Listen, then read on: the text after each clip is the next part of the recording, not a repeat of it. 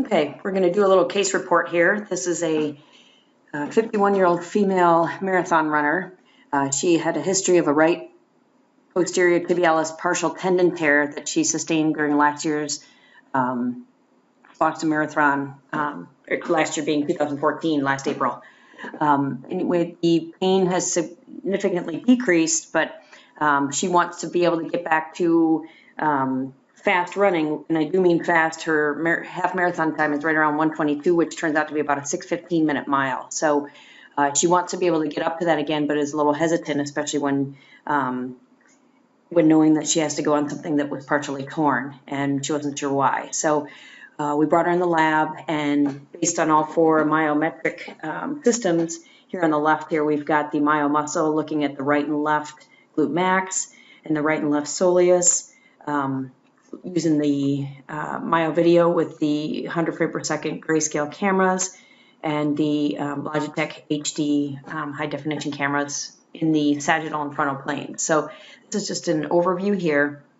We also looked at, after her injury, she had also received a pair of orthotics, and that's going to play a role in this case study as well. So that's just a quick overview. We're going to go on to the next slide here.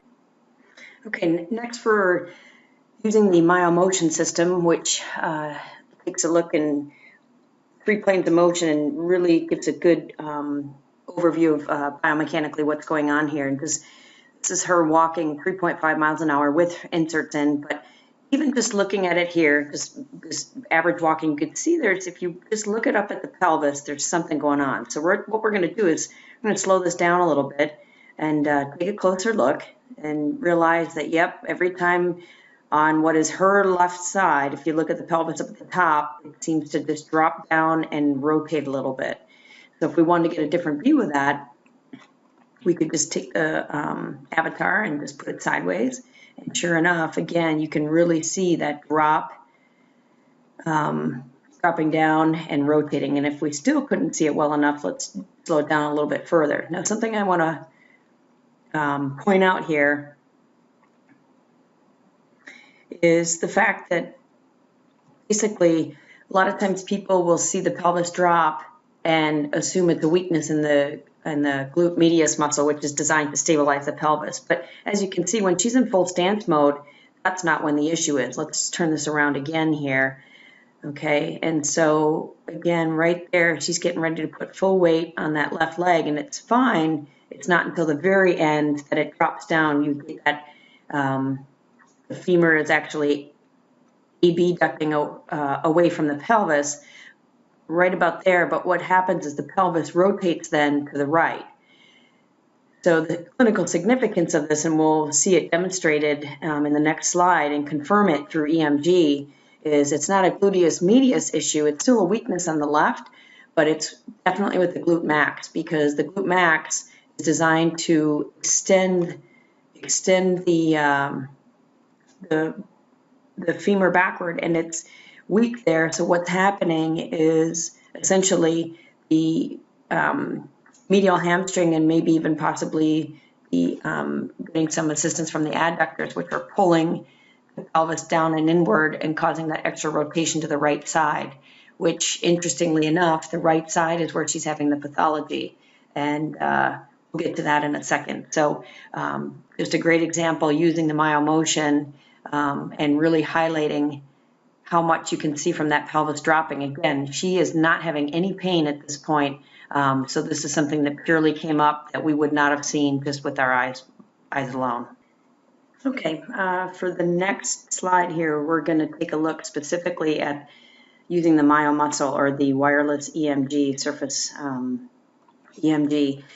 Now, keep in mind that we did 2 trials with her, one at 7.1 miles an hour with her inserts and 7.5 without the inserts. This, what we're viewing, is without her inserts, which she does prefer. She does not prefer to have any inserts in her shoes, but had them in there after she sustained the tear, just from a protective standpoint.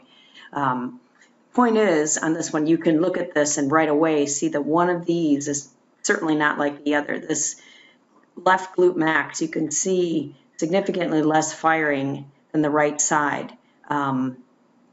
The calf muscles here, the soleus group, is reciprocally firing the way it's supposed to. No big difference other than opposite sides, but they're firing equivalently. But definitely all across the board here, that reduction on the left side, which makes sense with the avatar that we just saw in the previous slide with the myomotion. Over here, we can slow this down a little bit here. This is our myopressure. So this is basically, this is an instrumented treadmill. So that way it picks up the ground reaction force, and we're able to take a look at that. And it's kind of cool how it basically shows where she's hitting, how hard she's hitting, where the pressure distribution is throughout her stride. So we're going to take a look at that slide actually next and kind of summarize this here. Okay, so we're going to tie all this together here, and what we have now is the report that gets generated, and what we're looking at is both records of this individual running 7.5 miles an hour without the inserts and 7.1 miles an hour with the inserts. What this is the average pressure, the amount of foot strikes, and you could see this line here. This is where the center of pressure is, and it's pretty typical. So they're pretty equivalent. There's nothing here. We've got the average and the maximum, and she's not putting tremendous amounts of overpressure any place, so that looks pretty good.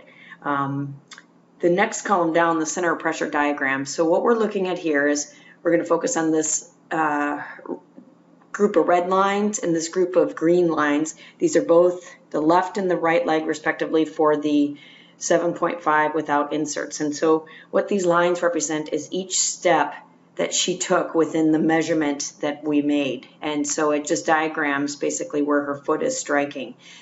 Black line is for the left and right respectively for 7.1. So the interesting thing about this is both on the right hand side, she has kind of a lateral flare. Now, we know that just in normal biomechanics, the foot tends to hit on the outside and it has to roll inward. But because of that extra rotation that we saw in the pelvis, she really has a little bit extra flare on the right side more than the left, which is significant for the, if you think about it biomechanically, if she's putting extra pressure coming down on this right side here, that biomechanically sets her up for failure for that posterior tibialis tendon. So again, everything is just kind of coming together. And these two butterfly graphs in the middle, what we're looking at, I tend to look on the insides. It's just a little bit easier to focus on these triangles here.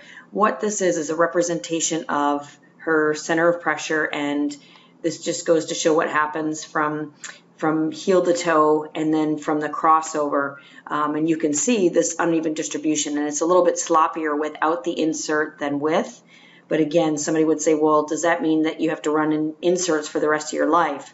Well, no, because again, if you're running in inserts, you're missing out on the proprioception and the muscle function. So just like crutches or a brace, you will need to have that. Remember, she's coming off of an injury where she wasn't running for a while, so she's transitioning. So what we decided for her is, just like anything else, is for her shorter run, she's going to basically use some of the inserts and just kind of go by how she feels, but eventually work on transitioning to without them because she doesn't want to have to rely on them.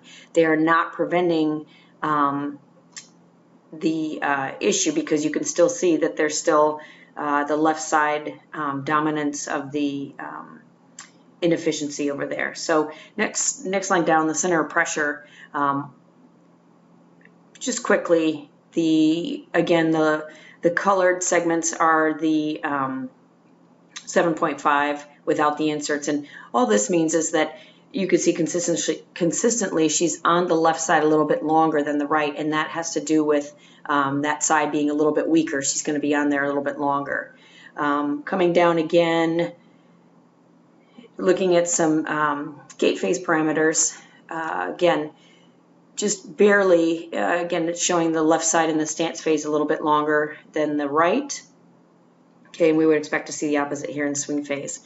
The part that's really significant here just kind of falls in line with what we've been seeing all along. This first segment here, the foot rotation.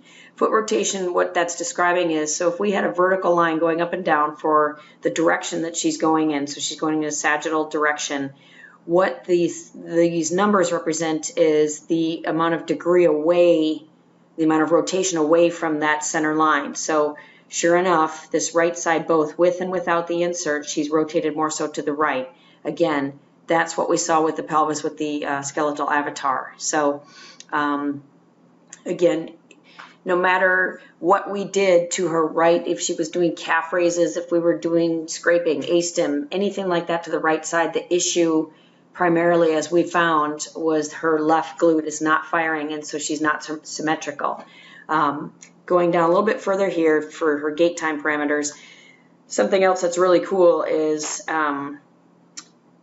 well, I'm not a math person, so I don't have to do the math anymore. I get to be lazy, and instead of having to multiply and figure out the cadence, it's right there for me. So knowing that we want to target somewhere around 180, she's right at 182 and 183 with the difference in the inserts and without the inserts. So the take-home message here is this, is that the why behind this is, yes, she has the injury to, or she had the injury to the right posterior tibialis tendon, but through taking a closer look in the myometrics lab, we were able to see and have proven through several different parameters that the issue was left-sided weakness. So that's where her rehab is primarily being focused right now, is working on strengthening the left hip extensors to try and even out that inefficiency and try and take some of that pressure off of that right tendon. Otherwise, she's going to end up not only having pathology, but this is how people end up having taking a partial tear to a full. But that's not going to be the case with her. She's getting ready to race again this weekend and going to be back to her speedy self. So thanks for listening. We'll do another one again soon.